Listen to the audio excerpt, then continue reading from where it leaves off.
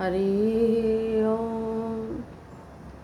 श्री कृष्ण गोविंद हरे मुरारी, हे नाथ नारायण वासुदेव। श्री कृष्ण गोविंद हरे मुरारी, हे नाथ नारायण वासुदेव। हे नाथ नारायण वासुदेव, हे नाथ नारायण वासुदेव। हे नाथ नारायण वासुदेव, हे नाथ नारायण वासुदेव। श्री कृष्ण गोविंद हरे मुरारी, हे नाथ नारायण वासुदेव। श्री कृष्ण गोविंद हरे मुरारी, हे नाथ नारायण वासुदेव। हरे कृष्ण कृष्ण कृष्ण हरे हरे, हरे राम राम राम हरे हरे। हरे कृष्ण कृष्ण कृष्ण हरे हरे, हरे राम राम राम हरे हरे। हरे कृष्ण कृष्ण कृष्ण हरे हरे, हरे राम राम राम हरे हरे। हरे कृष्ण कृष्ण कृष्ण हरे हरे, हरे राम राम राम हरे हरे। हरे कृष्ण कृष्ण कृष्ण हरे हरे, हरे राम राम राम हरे हरे। बोलो श्री कृष्णचंद्र भगवान की जय। विदुर नीति चौथा अध्याय। विदुर जी कहते हैं, इस विषय में दत्तात्रेय और साध्य देवताओं के संवाद रूप इस प्राचीन इतिहास का उदाहरण दिया करते हैं। यह मेरा भी सुना हुआ है। प्राचीन काल की बात है। उत्तम व्रत वाले महाबुद्धिमान महर्षि दत्तात्रेय जी परमहंस रूप से विचर रहे थे। उस समय साध्य देवताओं ने उनसे पूछा, साध्य बोले, महर्षि, हम सब लोग साध्य देवता हैं। आपको केवल देखकर हम आपके विषय में कुछ अनुमान नहीं कर सकते। हमें तो आप शास्त्र ज्ञान से युक्त और धीर और बुद्धिमान नजर आते हैं। अतः हम लोगों को विद्वतापूर्ण अपनी उदार वाणी सुनाने की कृपा करें। हंस ने कहा, देवताओं, मैंने सुना है कि धैर्य धारण, मनोनिग्रह और सत्य धर्मों का पालन ही कर्तव्य है। इसके द्वारा पुरुष को चाहिए कि हृदय की सारी गांठ खुलकर प्रिय और अप्रिय को अपने आत्मा के समान समझे। दूसरों से गाली सुनकर भी स्वयं उन्हें गाली न दे। क्षमा करने वाले का रोका हुआ क्रोधी गाली देने वाले को जला डालता है और उसके पुण्य को भी ले लेता है। दूसरे को न तो गाली दे और न उसका अपमान करे। मित्रों से द्रोह और नीच पुरुषों की सेवा न करे। सदाचार से हीन और अभिमानी न हो। रूखी और रोष भरी वाणी का परित्याग करे। इस जगत में रूखी बातें मनुष्यों के मर्म स्थान, हड्डी, हृदय और प्राणों का दग्ध करती रहती है। इसलिए धर्म अनुरागी पुरुष जलाने वाली रूखी बातों का सदा के लिए परित्याग कर दे। जिसकी वाणी रूखी और स्वभाव कठोर है, जो मर्म पर आघात करता है और वाग बाणों से मनुष्यों को पीड़ा पहुंचाता है, उसे ऐसा समझना चाहिए कि वह मनुष्यों में महादरिद्र है और वह अपने मुख में दरिद्रता और मौत को बांधे हुए ढो रहा है। यदि कोई दूसरा इस मनुष्य को अग्नि और सूर्य के समान दग्ध करने वाले तीखे बागबानों से बहुत चोट पहुंचाए, तो वह विद्वान पुरुष चोट खाकर अत्यंत वेदना सहते हुए भी ऐसा समझे कि वह मेरे पुण्यों को पुष्ट कर रहा है। जैसे वस्त्र जिस रंग में रंगा जाए वैसा ही हो जाता है, उसी प्रकार यदि कोई सज्जन असज्जन, तपस्वी अथवा चोर की सेवा करता है तो वह उन्हीं के वश में हो जाता है। उस पर उन्हीं का रंग चढ़ जाता है। जो स्वयं किसी के प्रति बुरी बात नहीं कहता, दूसरों से भी नहीं कहलाता, बिना मार खाए स्वयं न तो किसी को मारता है और न दूसरों से ही मरवाता है। मार खाकर भी अपराधी को जो मारना नहीं चाहता, देवता भी उसके आगमन की बाट जोहते रहते हैं। बोलने से न बोलना अच्छा बताया गया है, किंतु सत्य बोलना वाणी की दूसरी विशेषता है, यानी मौन की अपेक्षा भी दुगना लाभप्रद है। सत्य भी यदि प्रिय बोला जाए तो तीसरी विशेषता है कि वह भी यदि धर्म सम्मत कहा जाए तो यह वाणी की चौथी विशेषता है। मनुष्य जैसे लोगों के साथ रहता है, जैसे लोगों की सेवा करता है और जैसा होना चाहता है वैसा ही हो जाता है। मनुष्य जिन जिन विषयों से मन को हटाता जाता है उनसे उसकी मुक्ति होती जाती है।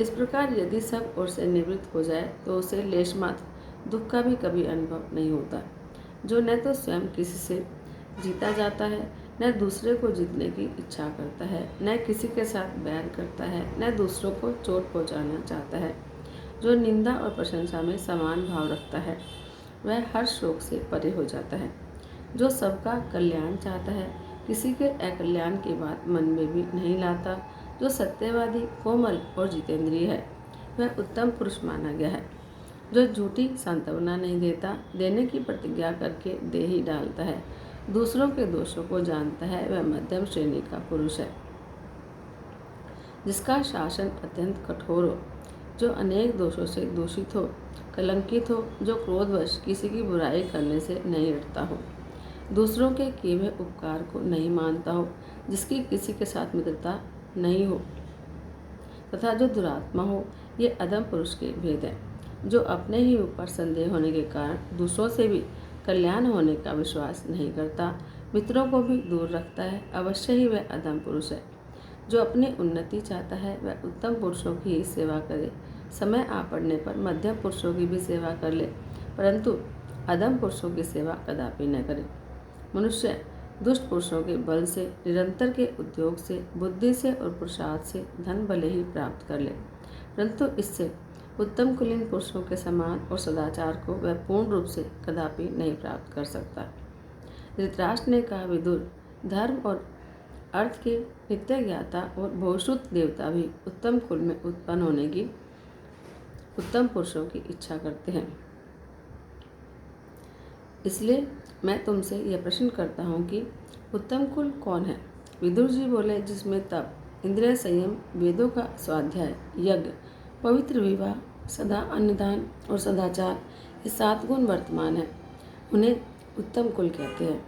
जिनका सदाचार शिथिल नहीं होता, वे अपने दोषों से माता पिता को कष्ट नहीं पहुँचाते, प्रसन्न मन से धर्म का आचरण करते हैं और असत्य का परित्याग कर अपने कुल की विशेष कीर्ति चाहते हैं, वे ही महान कुलीन हैं। यज्ञ न होने से, निंदित कुल में विवाह करने से, वेद का परित्याग और धर्म का उल्लंघन करने से उत्तम कुल भी अधम हो जाते हैं। देवताओं के धन का नाश, ब्राह्मण के धन का अपहरण, ब्राह्मणों की मर्यादा का उल्लंघन करने से उत्तम कुल भी अधम हो जाते हैं। भारत ब्राह्मणों के अनादर और निंदा से तथा द्रोह रखी हुई वस्तु को छिपा लेने से अच्छे कुल भी निंदनीय हो जाते हैं। गौओं, मनुष्यों और धन से संपन्न होकर भी जो सदाचार से हीन है, वे अच्छे कुलों की गणना में नहीं आ सकते। थोड़े धन वाले कुल भी यदि सदाचार से संपन्न है तो वे अच्छे कुलों की गणना में आ जाते हैं और महान यश प्राप्त करते हैं। सदाचार की रक्षा यत्नपूर्वक करनी चाहिए। धन तो आता और जाता रहता है। धन क्षीण हो जाने पर भी सदाचारी मनुष्य क्षीण नहीं माना जाता, किंतु जो सदाचार से भ्रष्ट हो गया उसे तो नष्ट ही समझना चाहिए। जो कुल सदाचार से हीन है, वे गौओं, पशुओं, घोड़ों और हरी भरी खेती से संपन्न होने पर भी उन्नति नहीं कर पाते। हमारे कुल में कोई बैर करने वाला न हो, दूसरों के धन का अपहरण करने वाला न हो, राजा अथवा मंत्री न हो और मित्रद्रोही, कपटी और असत्यवादी न हो। इसी प्रकार माता पिता, देवता और अतिथियों को भोजन कराने से पहले भोजन करने वाला भी न हो। हम लोगों में से जो ब्राह्मणों की हत्या करे, ब्राह्मणों के साथ द्वेष करे और पितरों को पिंडदान और तर्पण न करे, वह हमारी सभा में न जाए। तृण का आसन, पृथ्वी, जल और चौथी मीठी वाणी, सज्जनों के घर में इन 4 चीज़ों की कभी कमी नहीं होती। महाराज, पुण्यकर्म करने वाले धर्मात्मा पुरुषों के यहाँ से तृण आदि वस्तुएं बड़ी श्रद्धा के साथ सत्कार के लिए उपस्थित की जाती हैं। नृप छोटा सा भी रथ बाहर ढो सकता है, किंतु दूसरे काठ बड़े बड़े ढोने पर भी ऐसा नहीं कर सकते। इसी प्रकार उत्तम कुल में उत्पन्न उत्साही पुरुष भार सह सकते हैं, दूसरे मनुष्य वैसे नहीं होते। जिनके क्रोध से भयभीत होना पड़े और शंकित होकर जिसकी सेवा की जाए, वह मित्र नहीं है।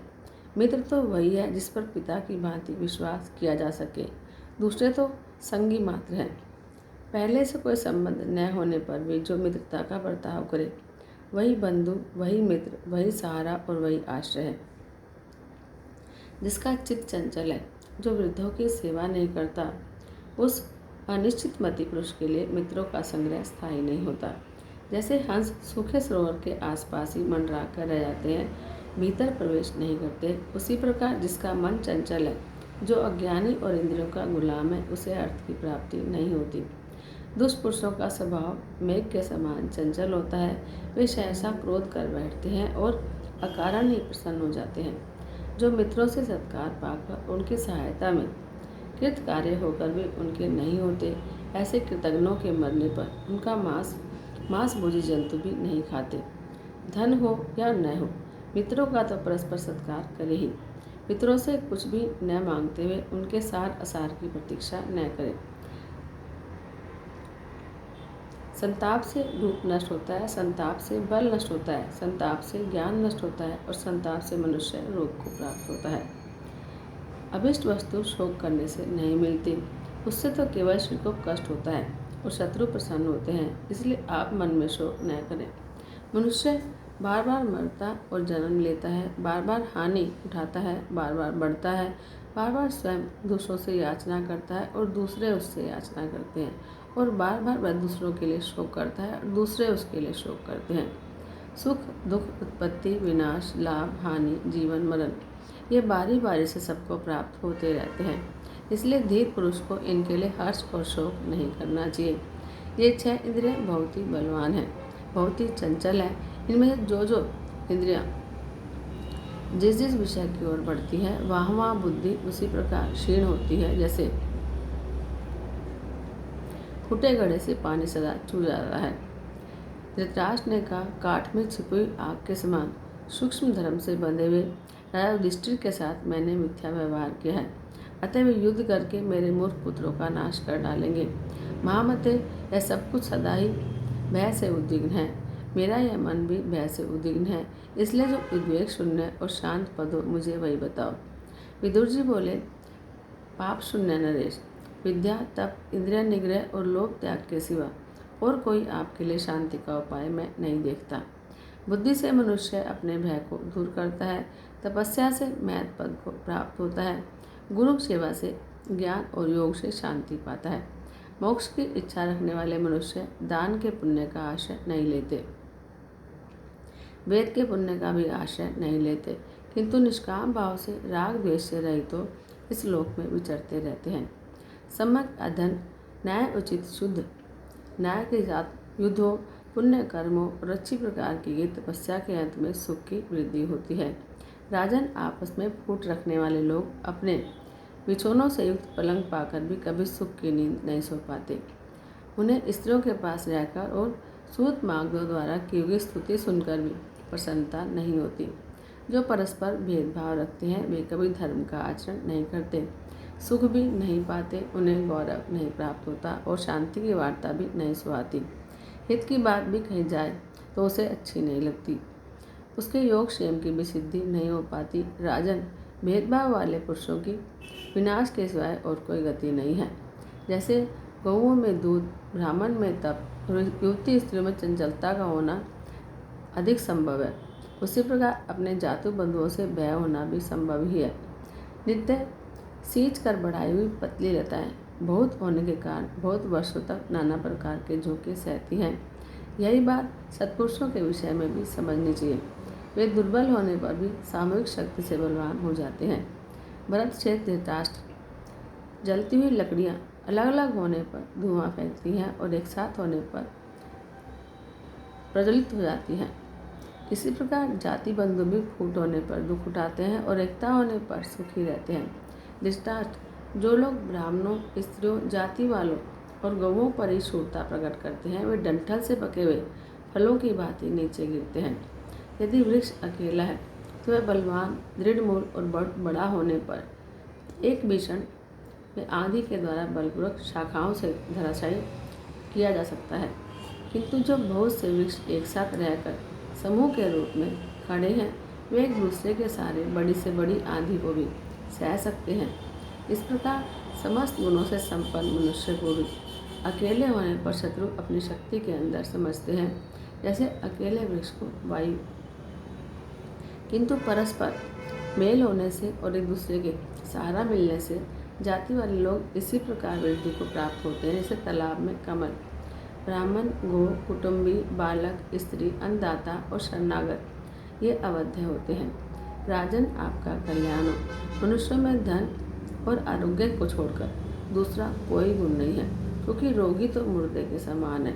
महाराज, जो बिना रोग के उत्पन्न कड़वा, सिर में दर्द पैदा करने वाला, पाप से संबद्ध, कठोर, तीखा और गर्म है, जो सज्जनों द्वारा पान करने योग्य है और जिसे दुर्जन नहीं पा सकते, उस क्रोध को आप पी जाइए और शांत होइए। रोग से पीड़ित मनुष्य मधुर फलों का आदर नहीं करते, विश्व में भी उनको सुख या सार नहीं मिलता। रोगी सदा ही दुखी रहते हैं, वे न तो धन संबंधी भोगों का और न सुख का ही अनुभव कर पाते हैं। राजन, पहले जुए में द्रौपदी को जीती गई देखकर मैंने आपसे कहा था, आप दूत क्रीड़ा में आसक्त दुर्योधन को रोके। विद्वान लोग इस प्रवंचना के लिए मना करते हैं, किंतु आपने मेरा कहना नहीं माना। वह बल नहीं, इसका मृदुल स्वभाव के साथ विरोध हो। सूक्ष्म धर्म का हमेशा सेवन करना चाहिए, शीघ्र ही उसके ऊपर पालन करना चाहिए। क्रूरतापूर्वक उपार्जन की हुई लक्ष्मी नश्वर होती है, यदि वह मृदुलतापूर्वक बढ़ाई गई हो तो पुत्र पोत्रों तक स्थिर रहती है। राजन, आपके पुत्र पांडवों की रक्षा करें और पांडु के पुत्र आपके पुत्रों की रक्षा करें। सभी कौरव एक दूसरे के शत्रु को शत्रु और मित्र को मित्र समझे। सबका एक ही कर्तव्य हो, सभी सुखी और समृद्धिशाली होकर जीवन बिताएं। अजमेर कुलनंदन, इस समय आप ही कौरवों के आधार स्तंभ हैं। कुरुवंश आपके ही अधीन है। कुंती के पुत्र अभी बालक हैं और वनवास से बहुत कष्ट पा चुके हैं। इस समय अपने यश की रक्षा करते हुए पांडवों का पालन कीजिए। कुरुराज, आप पांडवों से संधि कर लें, जिससे शत्रुओं को आपका छिद्र देखने का अवसर न मिले। नरदेव, समस्त पांडव सत्य पर डटे हुए हैं, अब आप अपने पुत्र दुर्योधन को रोकिए। जय जय श्री हरि। इति श्री महाभारते उद्योग पर्वाणि पर्जागर पर्वाणि विदुरहितानां षट्विंशो अध्याय। जय जय श्री राधे, जय जय श्री राधे, जय जय श्री राधे।